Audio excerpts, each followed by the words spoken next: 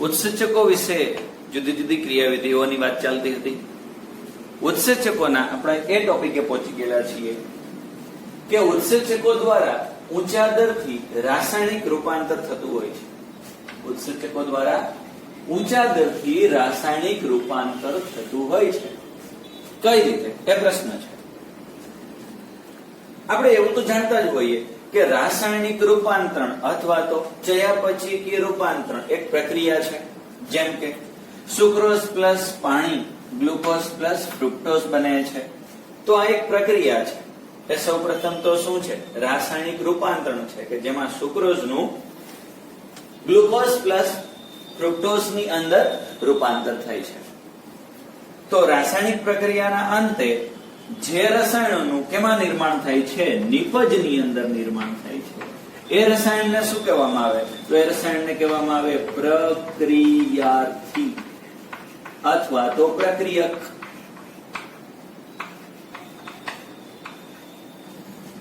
રાસાયણિક પ્રક્રિયા દરમિયાન જે રસાયણોનું નિપજમાં નિર્માણ થાય છે એ રસાયણોને શું કહેવામાં આવતું હોય? પ્રક્રિયાર્થી ઇઝ ઇક્વલ ટુ પ્રક્રિયક. તો અત્યારના આપણા હાલના ઉદાહરણમાં સુક્રોઝ પ્લસ પાણી એ પ્રક્રિયાર્થી છે અને ગ્લુકોઝ પ્લસ ફ્રુક્ટોઝ એ નિપજ છે. સાંકેતિક ભાષામાં પ્રક્રિયાર્થી માટે વપરાતો શબ્દ કેપિટલ એસ છે અને નિપજ માટે વપરાતો શબ્દ કેપિટલ પી છે. પ્રક્રિયાર્થીનું નિપજમાં રૂપાંતર કરવા માટે પ્રક્રિયાર્થી કેપિટલ ઈ ફોર એન્ઝાઇમ એટલે કે ઉત્સેચક. પ્રક્રિયાર્થીનું જોડાણ ઉત્સેચક સાથે થતું હોય એટલે સાંકેતિક ભાષામાં એવું લખી શકીએ S plus E is equal to ES complex. ES complex ઉત્સેચક પ્રક્રિયાર્થી સંકુલ.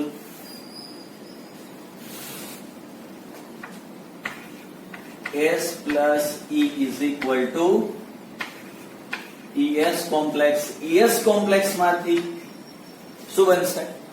તો ES કોમ્પ્લેક્સ છે એમાં E ઉત્સેચક પ્રક્રિયાર્થી સાથે પ્રક્રિયા કરવાથી પ્રક્રિયાર્થીનું નિપજમાં રૂપાંતર થતું હોય તો શું બને છે? EPC એટલે કે એન્ઝાઇમ પ્રોડક્ટ કોમ્પ્લેક્સ.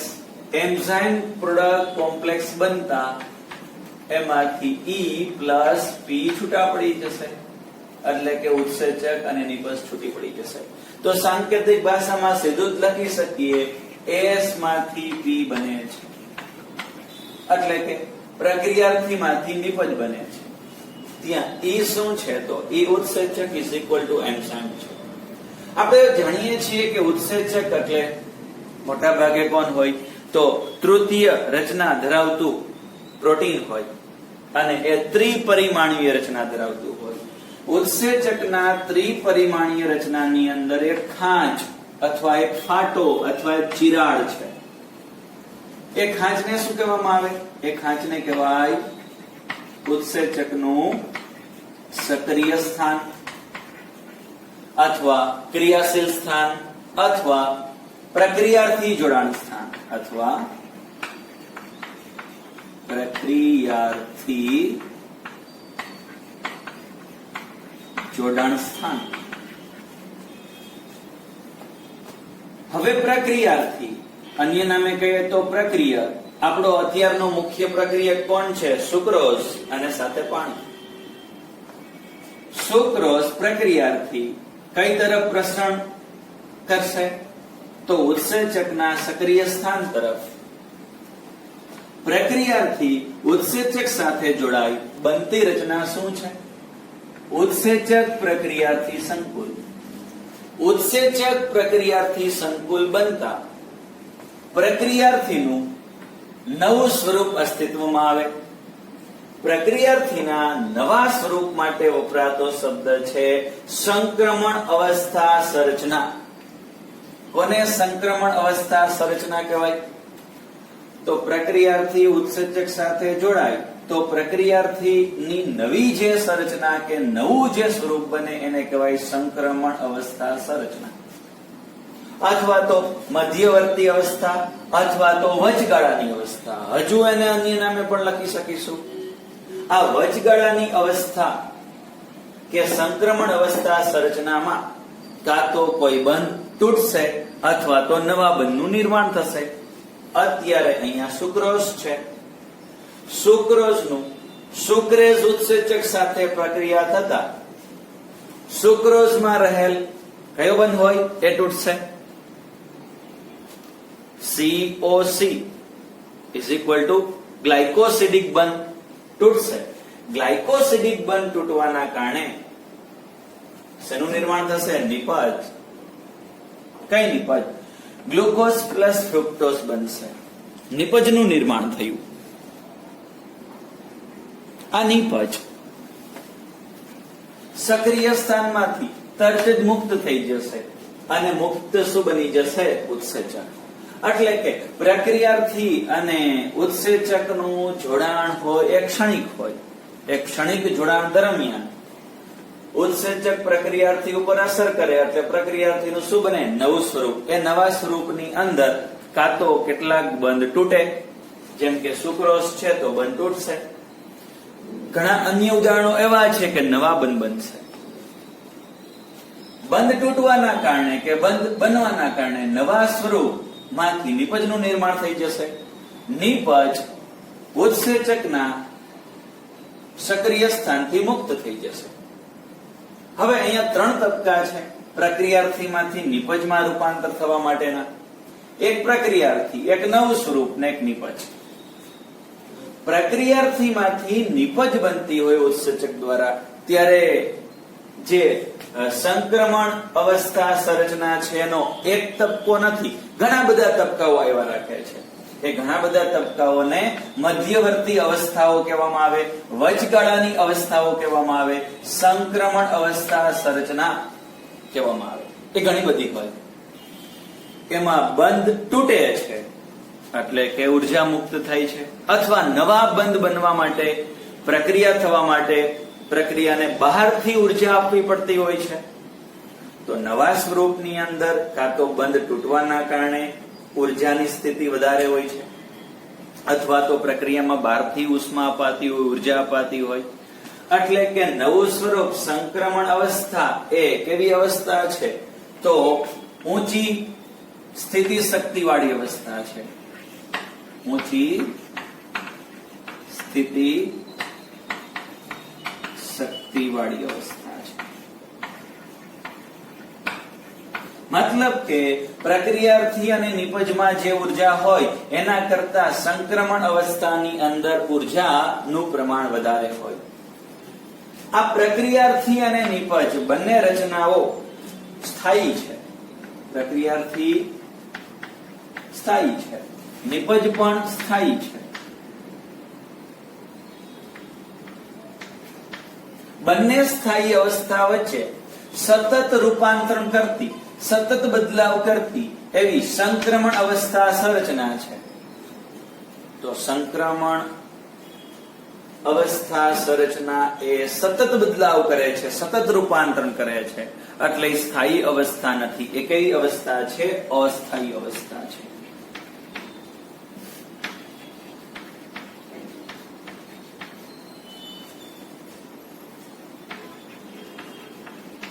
શા માટે સંક્રમણ અવસ્થા સંરચના અસ્થાયી છે? કારણ કે સતત બદલાવ કરે છે. જ્યારે પ્રક્રિયાર્થી અને નિપજ બદલાવ કરતા નથી તો એ કેવા છે? એકદમ સ્થાયી અવસ્થામાં છે.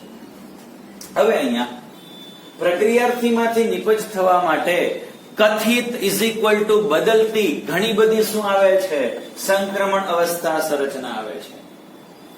કઈ અવસ્થા કેટલી સ્થાયી છે? ઇઝ ઇક્વલ ટુ સ્થિરત્વનો ગુણધર્મ એ કોના ઉપર આધાર છે? કોઈ પણ અણુમાં રહેલી શક્તિ, કોઈ પણ અણુમાં રહેલી કેટલી ઉર્જા છે, અથવા કોઈ પણ અણુમાં રહેલી કેટલી સ્થાયી શક્તિ છે, એના ઉપર કોઈ પણ ઘટક કે અણુ કે રસાયણનું સ્થિરત્વ આધાર રાખે છે. તો હવે પ્રક્રિયાર્થી, સંક્રમણ અવસ્થા અને નિપજ ની સ્થાયી શક્તિને y અક્ષ ઉપર લખીને અને પ્રક્રિયાની પ્રગતિ x અક્ષ ઉપર લખી ગ્રાફ નું નિર્માણ કરીએ કે જેથી કરીને જુદા જુદા પદાર્થનું સ્થિરત્વ એમાં રહેલી શક્તિના કારણે કેટલું છે આપને ખબર પડશે. પ્રક્રિયાની પ્રગતિ મતલબ સતત બંધારણમાં, સતત પ્રક્રિયાર્થીના બંધારણમાં નવું સ્વરૂપમાં કેવા પ્રકારના રૂપાંતરણો જોવા મળે છે એને આપણે લખીએ છીએ પ્રક્રિયાની પ્રગતિ x તરીકે, x અક્ષ ઉપર, અને જુદા જુદા ઘટકોમાં રહેલી સ્થાયી શક્તિ y ઉપર લખીશું. પ્રક્રિયાની પ્રગતિ શું દર્શાવે છે તો કે સંક્રમણ અવસ્થામાં કયા કયા પ્રકારનું બદલાવ આવે છે તે. આ ત્રણ અલગ અલગ પ્રકારના પદાર્થો છે, એમાં સ્થાયિત્વનો સંબંધ એ તમામ પાસે કેટલી સ્થાયી શક્તિ છે અણુની અંદર એની ઉપર આધાર રાખશે. y અક્ષ ઉપર અણુમાં રહેલી સ્થાયી શક્તિ અને x અક્ષ ઉપર પ્રક્રિયાની પ્રગતિ, એટલે કે વચગાળાની અવસ્થામાં આવતા જુદા જુદા રૂપાંતરણોને દાખલ કરીએ તો આપણને શું મળશે? સક્રિય શક્તિની સંકલ્પના મળશે. તો અત્યારે આપણે સક્રિય શક્તિની સંકલ્પના તૈયાર કરી રહ્યા છીએ. બીજી બાજુ એ પણ ધ્યાન રાખવું જરૂરી છે કે સુક્રોઝ પ્લસ પાણી, જો પ્રક્રિયા સુક્રેઝ ઉત્સેચક દ્વારા કરવામાં આવે, જો પ્રક્રિયા કોના દ્વારા કરવામાં આવે? સુક્રેઝ ઉત્સેચક, તો શક્તિ કેટલી જોશે? 9.4 કિલો કેલોરી. પરંતુ જો આ જ પ્રક્રિયા ઉત્સેચક વગર એસિડ જળ વિભાજનથી કરવામાં આવે, એસિડ જળ વિભાજન યા જલ વિચ્છેદન,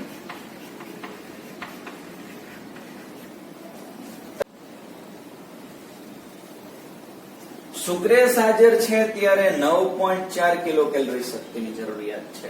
સુક્રેઝ હાજર નથી અને એસિડ જળ વિભાજન થાય છે ત્યારે 32 કિલો કેલરી શક્તિની જરૂરિયાત છે. મતલબ કે ઉત્સેચકની હાજરી શક્તિની જરૂરિયાત પ્રક્રિયાર્થીમાંથી નિપજમાં રૂપાંતર કરવા માટે ઘટાડે છે એવું સાબિત કરી શકાય. હવે પ્રક્રિયા ઊંચી સ્થિતિ શક્તિ વાળી અવસ્થા, સંક્રમણ અવસ્થા અને નિપજ ની અંદર સ્થાયી શક્તિ અને પ્રક્રિયાની પ્રગતિ વચ્ચેનો આલેખ તૈયાર કરીએ તો આપણને આ પ્રકારેનો આલેખ મળશે.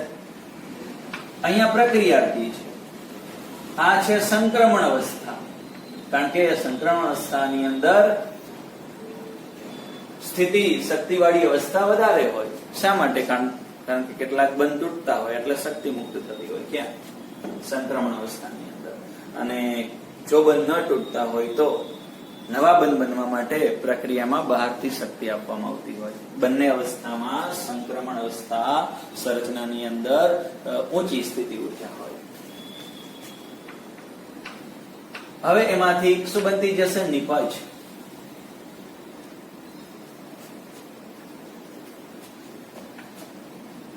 તો આ S છે અને આ P છે. આ એમના જુદા જુદા સ્તર છે. કેના સ્તર છે? સ્થાયી શક્તિના.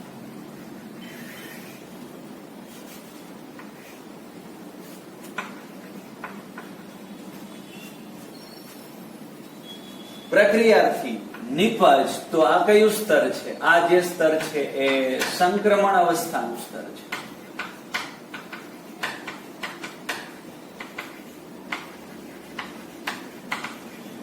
સંક્રમણ અવસ્થા એટલે કોણ? તો કે પ્રક્રિયાર્થીનું નવું સ્વરૂપ અને નિપજ પહેલાનું સ્વરૂપ. બે સ્તરો વચ્ચે ભિન્નતા લઈએ. પ્રક્રિયાર્થીમાં સ્થાયી ઉર્જા, સ્થાયી શક્તિ અને સંક્રમણ અવસ્થાની સ્થાયી શક્તિ વચ્ચેની ભિન્નતા એટલે આપણને શું પ્રાપ્ત થાય? એટલે આપણને પ્રાપ્ત થાય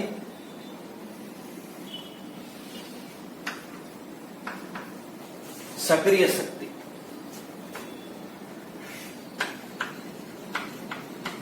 સક્રિય શક્તિ કોને કહેશો સક્રિય શક્તિ? પ્રક્રિયાર્થી અને સંક્રમણ અવસ્થા વચ્ચે રહેલા ઉર્જાના તફાવતને શું કહેવામાં આવે? સક્રિય શક્તિ કહેવામાં આવે. આવી સક્રિય શક્તિ ઉત્સેચકની હાજરીમાં અને ઉત્સેચકની ગેરહાજરીમાં અલગ અલગ જોઈતી હોય. જેમ કે ઉત્સેચક હાજર છે તો ઓછી સક્રિય શક્તિની જરૂરિયાત પડે છે, ઉત્સેચક ગેરહાજર છે તો વધારે સક્રિય શક્તિની જરૂરિયાત પડે છે. મતલબ કે સુક્રોઝ માંથી ગ્લુકોઝ પ્લસ ફ્રુક્ટોઝ બનવા માટે બે પરિસ્થિતિ છે. આ જે ગ્રાફ ડ્રો કરેલો છે એ એસિડ જળ વિભાજન ઇઝ ઇક્વલ ટુ ઉત્સેચક વગર.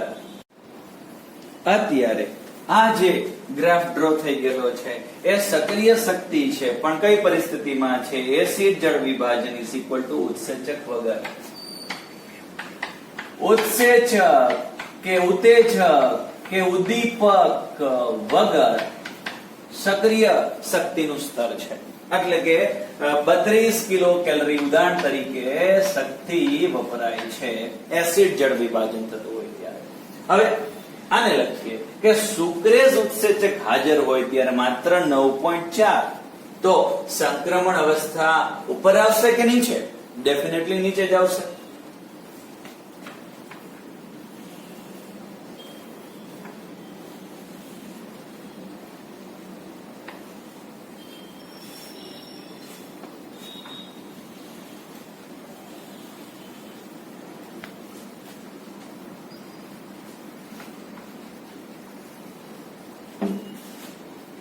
આ કઈ અવસ્થા છે?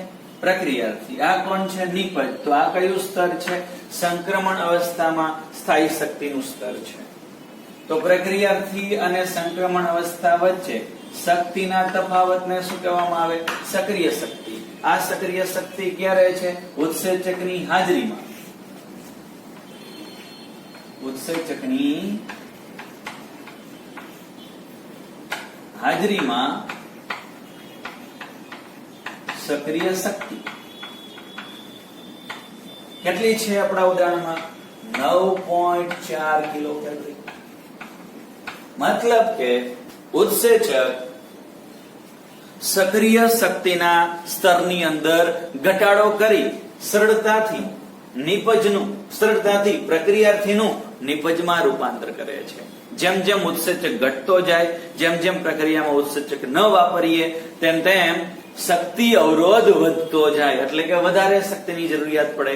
જેમ જેમ પ્રક્રિયામાં ઉત્સેચક વાપરતા જાવ તેમ તેમ શક્તિ અવરોધ ઘટતો જાય. એટલે કે ઓછી શક્તિની જરૂરિયાત પડશે અને સરળતાથી પ્રક્રિયાથીનું નિપજમાં રૂપાંતર થશે. તો આ છે સક્રિય શક્તિની સંકલ્પના નો ગ્રાફ.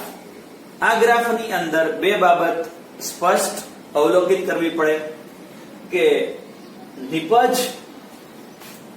તેમજ પ્રક્રિયાર્થીમાં સ્થાયી શક્તિ કેટલી છે.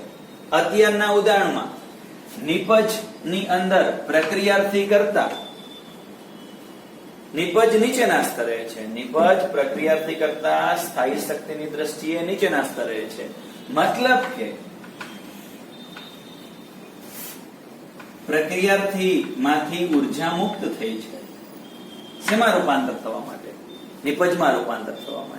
તો જ્યારે નિપજ નીચેના સ્તરે હોય અને પ્રક્રિયાર્થી ઉપરના સ્તરે હોય તો પ્રક્રિયા દરમિયાન ઉર્જા મુક્ત થઈ છે. તો આ પ્રક્રિયાને બાહ્ય ઉષ્મીય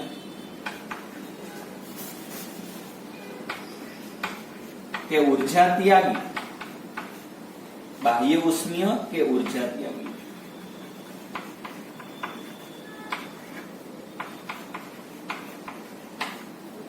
પ્રક્રિયા કહેવામાં આવે. બાહ્ય ઉષ્મીય પ્રક્રિયા કે ઉર્જા ત્યાગી પ્રક્રિયા માટે અન્ય શબ્દ છે એક્ઝોથર્મિક રિએક્શન. Exothermic reaction.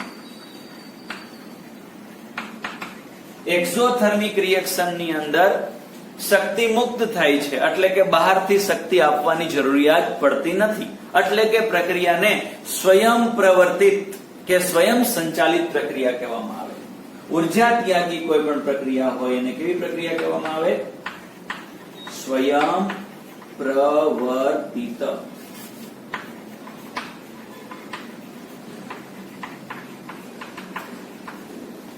તો જ્યારે સક્રિય શક્તિની સંકલ્પનાની આકૃતિ તૈયાર કરીએ, ગ્રાફ તૈયાર કરીએ, ત્યારે બે બાબત ચકાસવી જરૂરી છે કે નિપજનું અને પ્રક્રિયાર્થીનું શક્તિ સ્તર શું છે. જો પ્રક્રિયાર્થી કરતા નિપજ નીચેના સ્તરે હોય તો પ્રક્રિયા કેવી છે? ઉર્જા ત્યાગી છે. મતલબ સ્વયં પ્રવર્તિત પ્રક્રિયા છે, એટલે કે બહારથી ઉર્જા આપવાની કોઈ આવશ્યકતા અહીંયા પ્રક્રિયામાં રહેતી નથી. ઉર્જા ત્યાગી પ્રક્રિયાને અન્ય નામે કહેવામાં આવે બાહ્ય ઉષ્મીય પ્રક્રિયા, એક્ઝોથર્મિક રિએક્શન. હવે રિવર્સ, ઘણી વખત નિપજ પ્રક્રિયાર્થી કરતા ઉપરના સ્તરે હોય તો એને આપણે બાજુના ગ્રાફની અંદર રિપ્રેઝન્ટ કરીએ.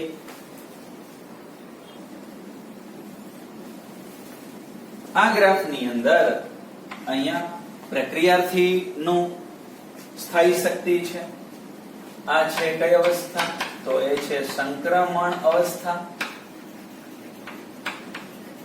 અને આ કઈ છે? તો આ છે નિપજની સ્થિતિ શક્તિ is equal to product P. અહીંયા P S કરતા ઉપર છે, એટલે કે પ્રક્રિયાર્થી કરતા નિપજની અંદર વધારે ઉર્જા છે. જ્યારે પ્રક્રિયાર્થી કરતા નિપજમાં વધારે ઉર્જાનું સ્તર હોય ત્યારે પ્રક્રિયા કેવી છે? ત્યારે પ્રક્રિયા અહીંયા બાહ્ય ઉષ્મીય છે, ઉર્જા ત્યાગી છે. પ્રક્રિયાર્થી કરતા નિપજ નીચે છે, અહીંયા રિવર્સ છે. તો પ્રક્રિયા કેવી થઈ ગઈ? ઉર્જાગ્રાહી. અહીંયા ઉર્જાની આવશ્યકતા હોય છે, ઉર્જાગ્રાહી પ્રક્રિયા છે.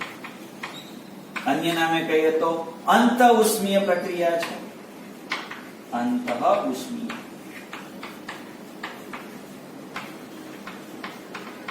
અંગ્રેજીમાં કહીએ તો એન્ડોથર્મલ રિએક્શન છે. એન્ડોથર્મલ રિએક્શન. અથવા તો ઉર્જા આવશ્યક પ્રક્રિયા છે, અથવા તો ઉર્જા કે શક્તિ આવશ્યક પ્રક્રિયા છે. નિપજ નીચે તો ઉર્જા ત્યાગી અને સ્વયંભૂ ચાલતી પ્રક્રિયા, ત્યાં બહારથી ઉર્જા આપવાની જરૂરિયાત પડશે નહીં. નિપજ ઉપર કેના કરતા? પ્રક્રિયાર્થી કરતા તો બહારથી ઉર્જા આપવી પડશે, એટલે કે ઉર્જા આવશ્યક પ્રક્રિયા છે, ઉર્જાગ્રાહી છે, અંત ઉષ્મીય કે એન્ડોથર્મલ રિએક્શન છે. હવે ઉર્જા ત્યાગી કે સ્વયંભૂ પ્રક્રિયા હોય કે અંત ઉષ્મીય કે ઉર્જા આવશ્યક પ્રક્રિયા હોય, બંનેની અંદર એક સામ્યતા તો છે. કઈ સામ્યતા છે?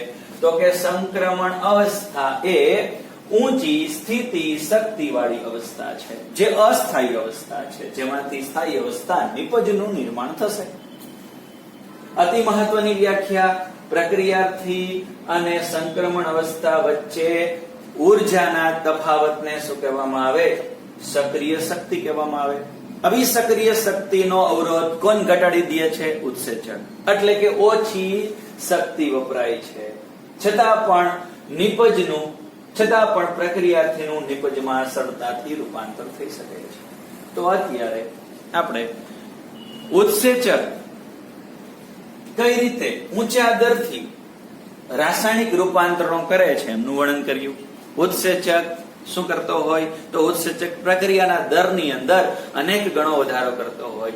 એનું ઉદાહરણ આપણી પાસે છે. H2CO3 કાર્બોનિક એનહાઇડ્રેઝની હાજરીમાં બનતો હતો અને ગેરહાજરીમાં બનતો હતો. એ ના તમામ ડેટાઓ, આંકડાઓ આપણી પાસે છે.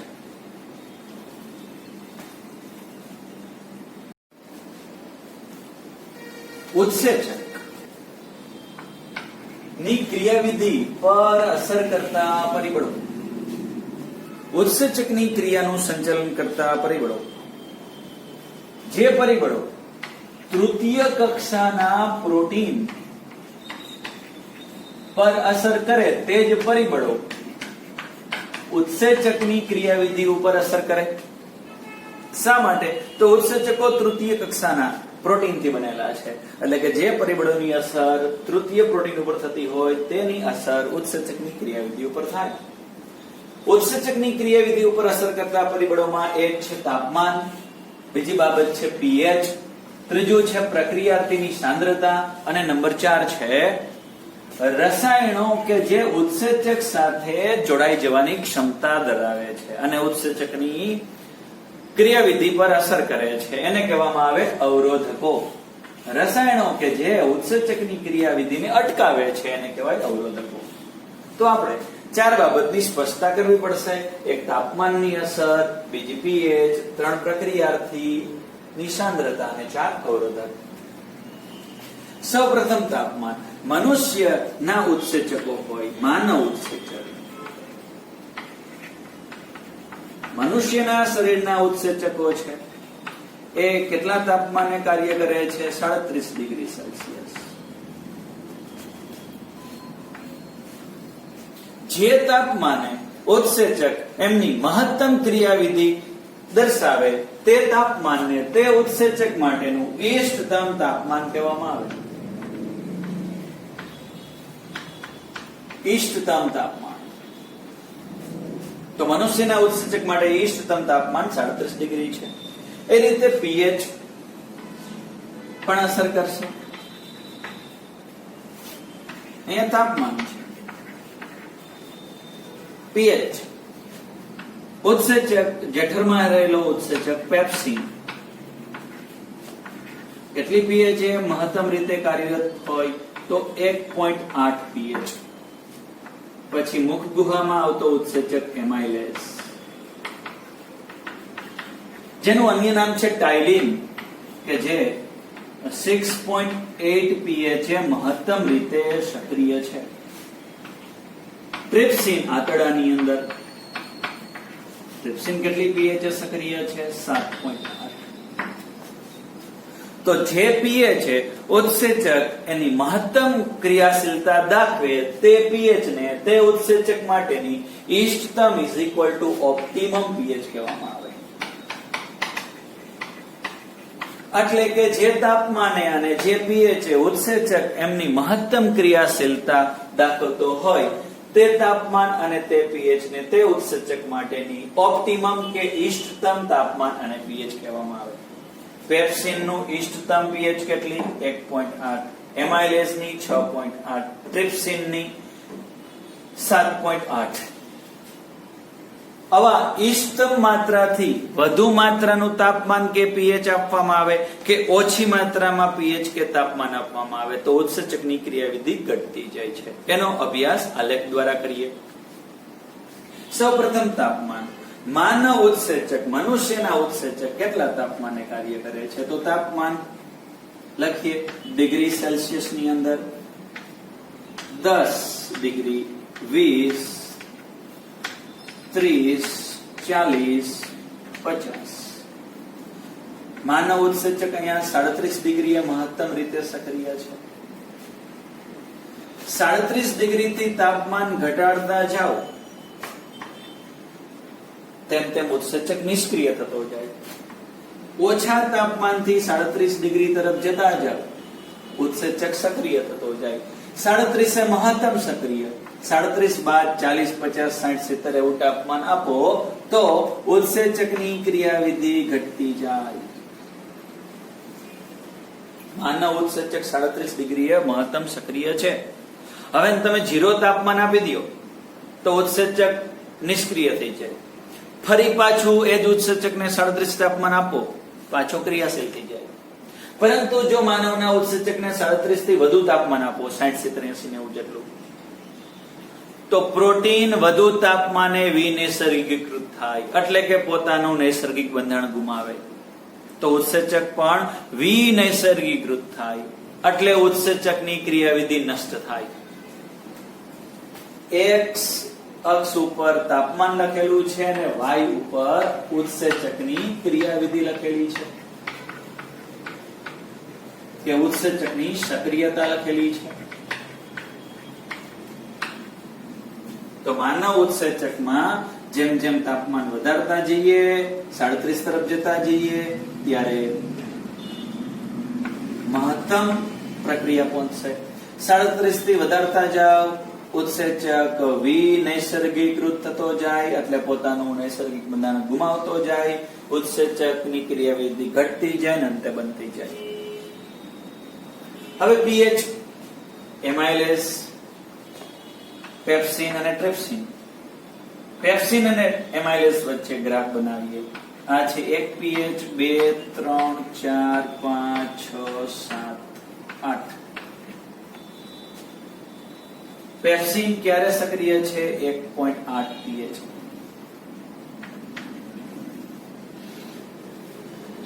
એમાઇલેસ ક્યારે સક્રિય છે? 6.8.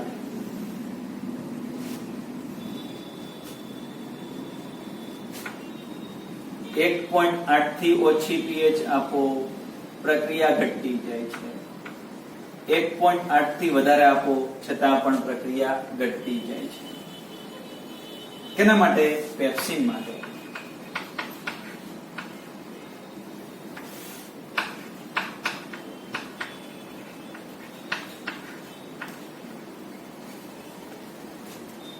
એમાઇલેસ માટે 6.8 થી ઓછી પીએચ આપો, પ્રક્રિયા ઘટતી જાય છે. 6.8 તરફ જાઓ, પ્રક્રિયા વધતી જાય છે. 6.8 થી વધારે આપો, પ્રક્રિયા ઘટતી જાય છે.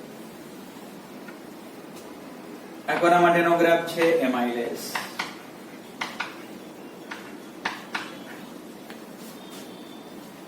પેપ્સિન ને 1.8 થી થોડી વધારતા કે થોડી ઘટાડતા પ્રક્રિયા ઘટે છે.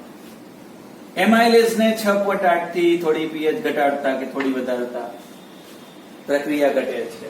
અહીંયા 37 ડિગ્રી થી તાપમાન ઘટાડો, પ્રક્રિયા ઘટે છે. 37 થી વધારો તો પણ પ્રક્રિયા ઘટે છે. મતલબ કે ઉત્સેચકો મર્યાદિત ક્ષેત્ર વિસ્તારની અંદર કે મર્યાદિત વિસ્તારની અંદર કેના ઉત્સેચકો તાપમાન અને પીએચ ના મર્યાદિત ક્ષેત્રમાં કાર્ય કરતા હોય છે.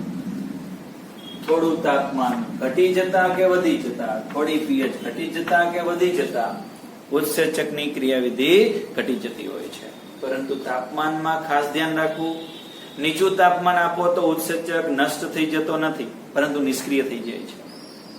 ફરી પાછું જે તે તાપમાન આપી દો, ઉત્સેચકની ક્રિયાવિધિ ચાલુ થઈ જશે. પરંતુ ખૂબ ઊંચું તાપમાન આપો તો ઉત્સેચક વિનૈસર્ગીકૃત થાય છે, ફરી પાછો સક્રિય થતો નથી. એટલે તો જીવંત કોષોને આપણે ઊંચા તાપમાનને બદલે ક્યાં સાચવીએ છીએ? લાંબા ગાળા માટે નીચા તાપમાને ઠારી દઈને કે થીજવી દઈને સાચવીએ છીએ. હવે પછીના લેક્ચરમાં પ્રક્રિયાર્થીની સાંદ્રતા અને અવરોધકોની ઉત્સેચક ઉપર કઈ અસર થાય છે તેમનું વર્ણન કરીશું.